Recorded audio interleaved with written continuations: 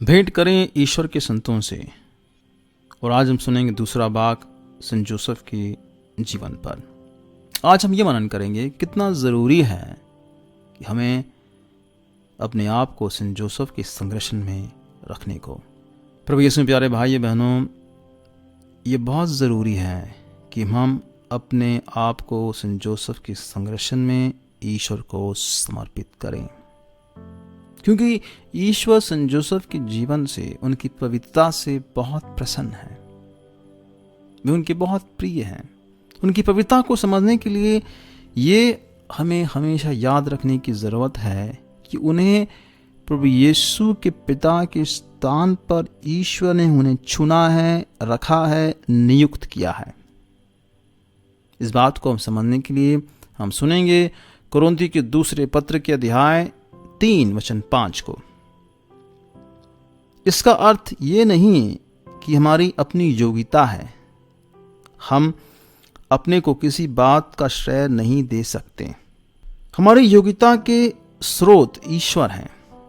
उसने हमें एक नए विधान के सेवक होने के योग्य बनाया है।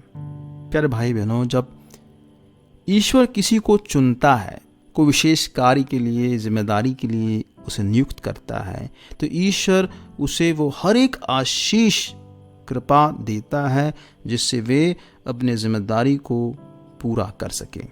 तो क्या ये जरूरी नहीं? जब अनादि शब्द ईश्वर के पुत्र प्रभु यीशु के पिता के रूप में सेंट जोसेफ को रखा गया है, चुना गया है, तो निश्चित रूप से जरूरी है कि ईश्वर उन्हें पूरी प्रज्ञा और पवित्रता के साथ इस जिम्मेदारी के लिए उन्हें तैयार करें। प्यारे भाइयों बहनों, इस बात में कोई शक नहीं है कि ईश्वर ने सेंट जोसेफ को वो सारी कृपाएं और गुण से धनी बनाया है।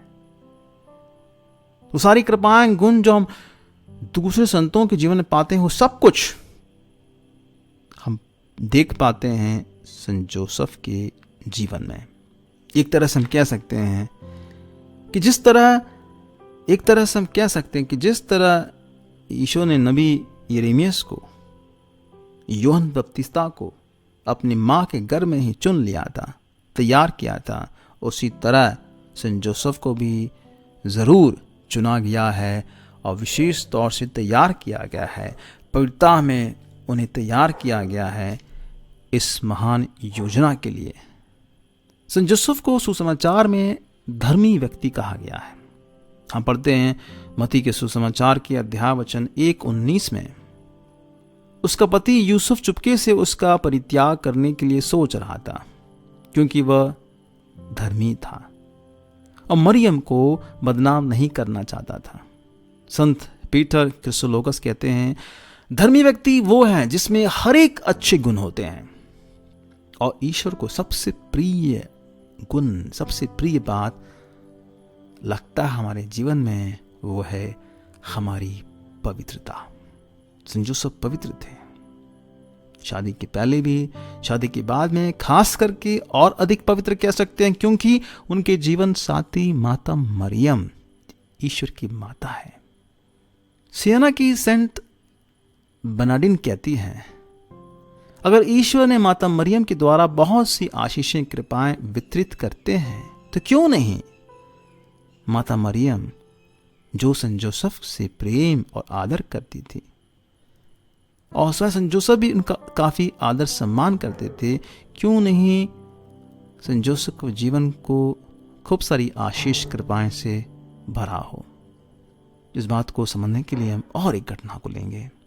हम पढ़ते हैं इमाउस की यात्रा, लूकस के सुसमाचार के अध्याय 24 में, जब दो शिष्य काफ़ी निराश थे, टूट गए थे प्रभु यीशु के मृत्यु के घटना के बाद।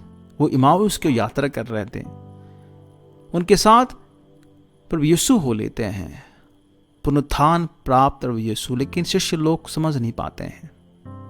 जब वो बैठते हैं भोजन पर, प्रभु यीशु रोटी को आशीष देते हैं, तोड़ते हैं, उन्हें देते हैं, तभी उनकी आंखें खुलती हैं और वो देख पाते, समझ पाते हैं कि ये स्वयं प्रभु यीशु हैं।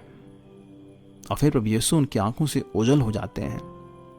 हम पढ़ते हैं लूकास के सुसमाचार के अध्याय 24 वचन 32 में, वे आपस में कहते हैं, हमारे हृदय कितना उद्दीप्त हो रहे थे जब वे रास्ते में हमसे बातें कर रहे थे और हमारे लिए धर्म ग्रंथ की व्याख्या कर रहे थे। प्यारे भाई बहनों, जरा सोचिए, तो फिर क्यों नहीं नाज़रेत के उस घर में प्रभु यीशु के वचनों से, उनकी बातों से सेंट जोसेफ के हृदय भी कितना उद्दीप्त हुआ होगा ईश प्रेम में, ईश्वर की भक्ति में। संत पौलुस कहते हैं रोमियो के पत्र अध्याय 2 वचन 6 में, वह प्रत्येक मनुष्य को अपने कर्मों का फल देता है। ईश्वर प्रत्येक मनुष्य को उसके कर्मों का फल देता है। तो जरा सोचिए कि अब ईश्वर से कितनी महिमा और कृपा से संत जोसेफ को अलंकृत किया होगा, क्योंकि वह उनके विश्वसनीय सेवक थे। वो बड़े विश्वसनीयता के साथ प्रभु यीशु से प्रेम किए, उनकी सेवा किए, उनकी परवरिश की। हम सबका अंतिम न्याय होगा। और कैसा होगा?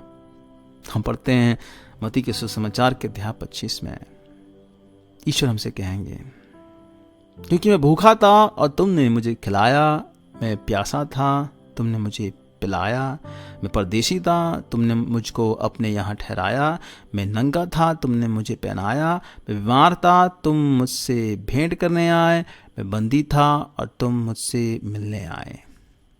आगे की बातें हम जानते हैं। सेंट जोसेफ ने ये सब कुछ किया प्रभु यीशु के लिए। हम पढ़ते हैं मरकुस के सुसमाचार के अध्याय 9 वचन 41 में, तो तुम्हें एक प्याला पानी इसलिए पिलाएगा कि तुम मसीह के शिष्य हो, तो मैं तुम्हें विश्वास दिलाता हूं कि वह अपने पुरस्कार से वंचित नहीं रहेगा। चले भाई बहनों, कौन यह कह सकता है कि प्रभु यीशु मैंने सब कुछ किया और तुम्हें हेरोद से बचाया भी, हेरोद की तलवार से। याद करिए उस घटना को, जब हेरोद को खबर मिलता है कि उसकी जगह एक नए राजा का जन्म हुआ है, कैसी योजना बनाता है प्रभु यीशु को मारने के लिए। और किस तरह सेंट जोसेफ नन्हा प्रभु यीशु को लेकर माता मरियम के साथ भागते हैं मिस्र देश की ओर। इन सब बातों को जानकर हमारा भरोसा, विश्वास बढ़ना चाहिए सेंट जोसेफ की मध्यस्थता पे, कि वे जिन लोगों के लिए प्रार्थना करें, ईश्वर उन्हें निराश कभी नहीं होने देंगे, उन्हें किसी कृपा से वंचित नहीं करेगा। जब संसार में प्रभु यीशु ने सेंट जोसेफ का इतना आदर किया है, उनकी आज्ञाकारी बने हैं, तो स्वर्ग में भी कभी उनको ना नहीं बोल सकते हैं। इस बात को समझने के लिए मन में आता है उस घटना, पुराने विधान में पढ़ते हैं कि फिरौन, मिस्र देश के फिरौन या राजा कह सकते हैं, अपना सब कुछ अधिकार जोसेफ को दिया था। जोसेफ जो याकूब के पुत्र, जोसेफ जिन्हें उनके भाइयों ने बेच दिया था।